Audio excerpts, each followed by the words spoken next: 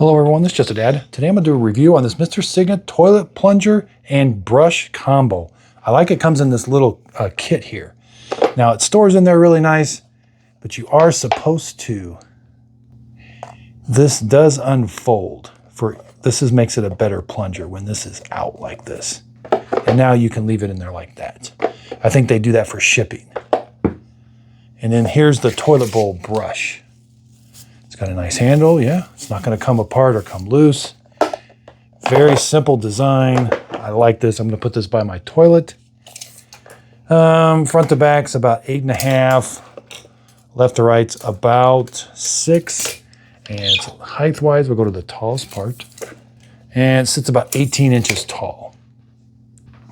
Let's measure the toilet plunger. So with that out, 17. Toilet bowl brush, about 13. So yeah, this is going to be a nice kit. That way it's always there, ready to go. I hope this video helps. Thanks everybody for watching.